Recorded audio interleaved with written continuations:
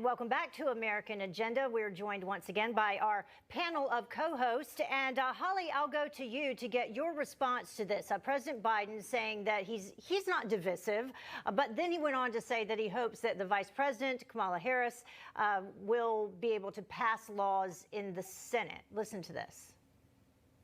Here's the deal. As you observed, I'm a fairly practical guy.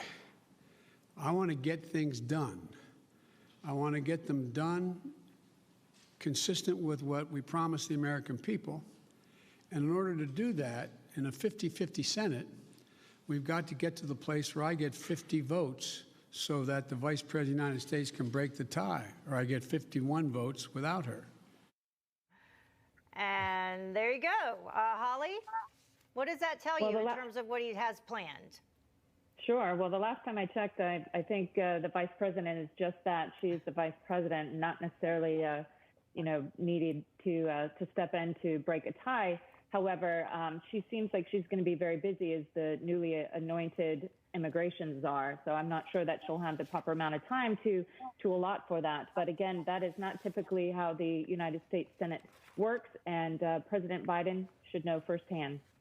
Yeah, Trey, I think that was one of the very first questions that he took. I think, in fact, maybe the first one by Zeke, where he talked about, his initial agenda, which was to accomplish goals with climate, immigration, gun control, and the economy, and how he's coming up against the Republicans who are not going to vote in favor of any of his policies. So how will he get them passed? Yeah, with the slimmest majority absolutely possible is what he's doing. This is a guy who ran as supposedly a moderate, and already with his executive orders has been one of the most progressive, radical leftist presidents that this country has ever had. And here he is just openly admitting that he has no interest in garnering Republican votes, as he has said that he was going to do as a uniter for so long now. And what he's going to do instead is look for the absolute thinnest majority to pass through this radical agenda that most of America does not want. Yeah, Bob, I want you to respond to that answer, but also bring this back. During the press conference, the president gave this update on what he believes our economy will look like since the $1.9 trillion COVID relief plan was put into law. We're starting to see new signs of hope in our economy. Since it was passed, a majority of economic forecasters have significantly increased their projections on the economic growth that's going to take place this year. They're now projecting it will exceed 6%, a 6% growth in GDP. Yes, obviously. Remarkable. And by the way, this recovery was happening without spending another $2 trillion, giving it to people who may not need it.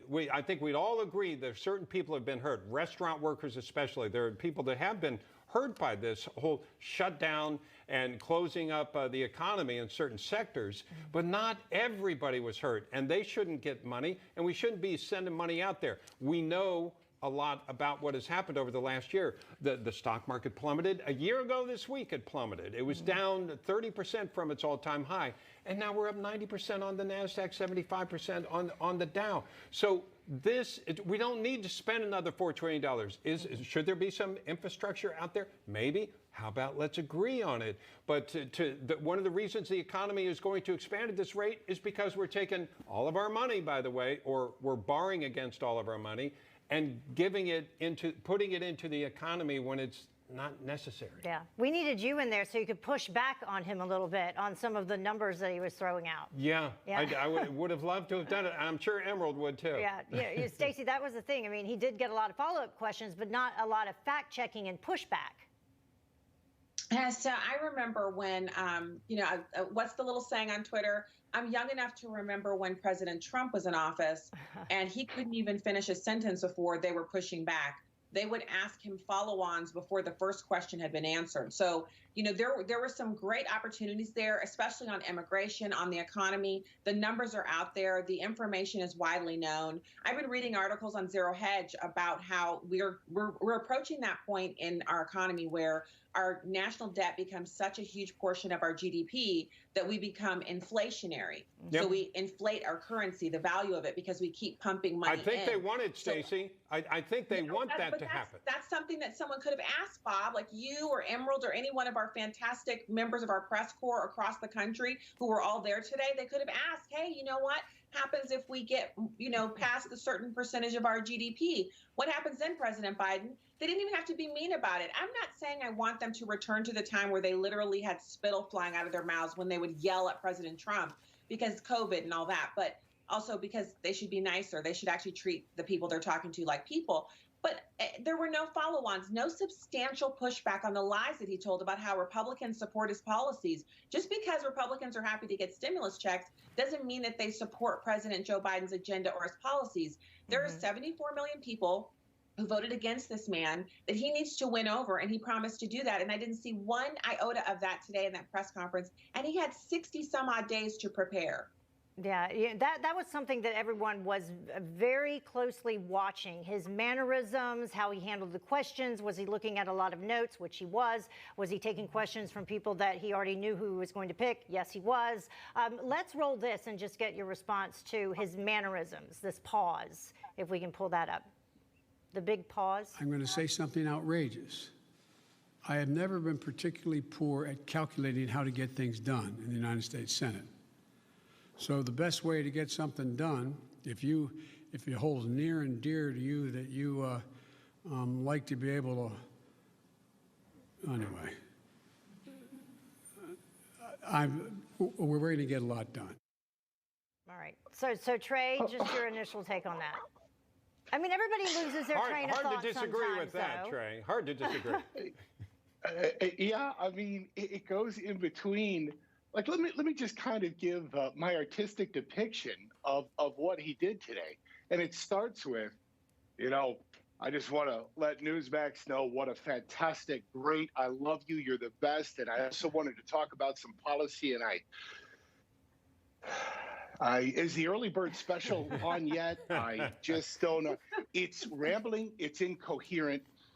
He has all of these moments where I would again say that if this were any other president, most especially a Republican, the bar was set at, does Joe Biden have dementia, which is quite frankly very seriously sad, but it's where we're at today. I think the more sinister part is where he evaded quite a bit and at times just told lies. Yeah, he definitely evaded and deflected. We had mentioned earlier about the gun control issue that he completely didn't answer, said it's about timing, and then he went back to infrastructure.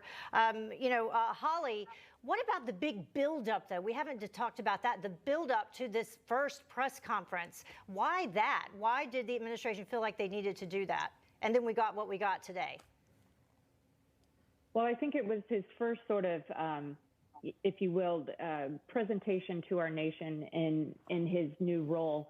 And Bob, I don't know that you would have had a chance to actually ask the question that you wanted to, or the questions that you wanted to ask the president, because it seems like he was sort of swinging one way towards the folks that he was prepared to answer. Absolutely. And again, going back to that balance comment that I made earlier, anytime you have one side sort of favored, the pendulum just swings too far. And unfortunately, we saw that play out today, and everybody was kind of on pins and needles. I don't know that at least I wasn't super surprised by his performance. He's obviously up in years, but I thought it was unfortunate. He is the leader of the free world, and I think everybody, including our nation and our voters, expected more. And there are a lot of people that had an issue with the substance as well. So we're going to take a break right here.